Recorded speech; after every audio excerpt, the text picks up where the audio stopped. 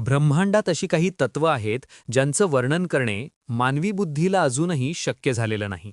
अशी एक महान ऊर्जा, एक अद्वितीय तत्व म्हणजेच श्री दत्तगुरू. आपण त्यांना भक्तीने पूजतो, पण दत्तगुरू केवळ देव आहेत की ते एका प्रचंड वैज्ञानिक ऊर्जेचे प्रतीक आहेत? काय आहे ते रहस्य जे दत्तगुरूंच्या अस्तित्वामागे दडलेले आहे? आज आपण एका अशा प्रवासाला निघणार आहोत जिथे श्रद्धा आणि विज्ञान एकाच ठिकाणी येऊन मिळतात. तयार रहा, तुमच्या धारणा बदलण्याची शक्यता आहे. त्रिमूर्तीची व्याख्या आणि वैज्ञानिक समीकरण. आपण दत्तगुरूंची संकल्पना पाहिली तर एक गोष्ट स्पष्ट होते. ते ब्रह्मा, विष्णू आणि महेश या तिन्ही देवांचे एकरूप आहेत. पण हे केवळ धार्मिक सिम्बॉलिझम आहे की यामागे ऊर्जा व्यवस्थापनाचे मोठे तंत्रज्ञान दडलेले आहे? ब्रह्मा म्हणजे निर्मिती, हे सकारात्मक ऊर्जा म्हणजे पॉझिटिव्ह चार्ज किंवा सृजनशील स्पंदनांचे प्रतीक आहे. विष्णू म्हणजे पालन, हे स्थितीज ऊर्जा म्हणजे पोटेन्शियल एनर्जी किंवा संतुलनाचे प्रतीक आहे. महेश म्हणजे लय, हे विनाशक ऊर्जा म्हणजे डिस्ट्रक्टिव्ह एनर्जी किंवा रूपबदलाचे प्रतीक आहे. दत्तगुरू हे या तिन्ही ऊर्जांचे एकत्रीकरण म्हणजेच इंटिग्रेशन आहेत. म्हणजेच ते कॉस्मिक एनर्जी मॅनेजमेंट सिस्टमचे प्रतिनिधित्व करतात. एकाच शरीरात तीन भिन्न फ्रिक्वेन्सी. ज्याप्रमाणे लेझर टेक्नॉलॉजीमध्ये एकाच ऊर्जेतून अनेक रंगांचे प्रकाशकिरणे बाहेर पडतात, तसेच दत्तगुरूंच्या रूपात ओम या मूळ स्पंदनातून हे तिन्ही ऊर्जा प्रवाह उत्पन्न होतात. नास्तिकतेकडून आस्थेकडे. विनीतची गोष्ट. विनीत हा एक यशस्वी वैज्ञानिक होता, बुद्धिवादी, प्रत्येक गोष्टीला तर्क लावणार. देव, धर्म, पूजा अर्चा त्याला केवळ टाइम वेस्ट वाटत असे.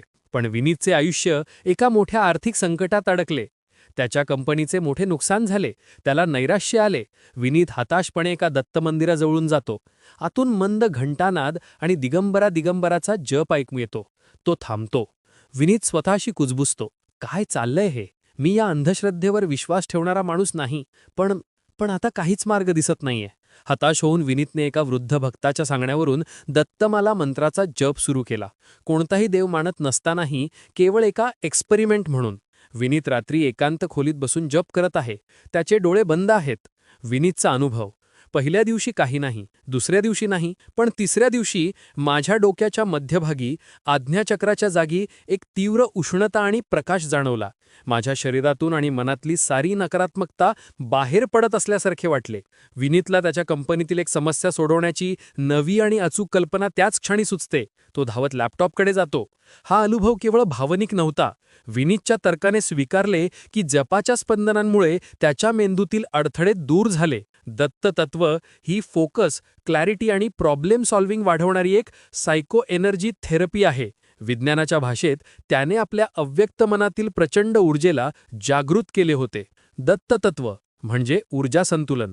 दत्तगुरूंच्या सोबतचे श्वान आणि गायीचे हे रहस्य काय आहे? 4 श्वान हे आपल्या 4 वेदांचे प्रतीक आहेत, जे आपल्याला ज्ञान देतात. ज्ञान म्हणजेच माहिती ऊर्जा. गायी ही पृथ्वी आणि तिच्या पोषणाची म्हणजेच नरिशमेंट अँड मदर अर्थची प्रतीक आहे. म्हणजेच दत्तगुरू आपल्याला सांगतात की केवळ अध्यात्म नाही, तर ज्ञान म्हणजे वेदांनी दिलेले आणि निसर्ग म्हणजे गायीने दिलेले यांच्यात संतुलन राखणे हेच जीवनातील सर्वात मोठे वैज्ञानिक सूत्र आहे. दत्तगुरू हे सद्गुरू आहेत. ते कोणताही धर्म शिकवत नाहीत, ते शिकवतात स्वतःच्या आतल्या ऊर्जेचे व्यवस्थापन. जेव्हा तुमच्या आतली ही त्रिमूर्ती म्हणजे निर्मिती, पालन आणि लय संतुलित होते, तेव्हा तुम्ही स्वतःचे भाग्य स्वतः लिहायला सुरुवात करता. अंतिम आव्हान. दत्तगुरूंचे रहस्य हे मूर्तीत नाही, त्यांच्या तत्वात आहे. तुम्ही तर्कवादी असा किंवा श्रद्धाळू, हे तत्व प्रत्येकाच्या आत कार्यरत आहे. तुमच्या जीवनात काही अडथळे येत आहेत? तुम्ही तुमच्या ऊर्जेचे संतुलन बिघडवले आहे का?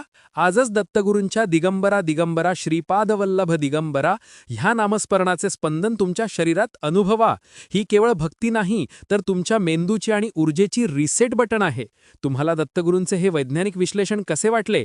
तुमच्या प्रतिक्रिया कॉमेंट बॉक्समध्ये सांगा. आणि अशाच अद्भुत रहस्यांसाठी चॅनलला लाईक आणि सबस्क्राईब करा. जय गुरुदत्त.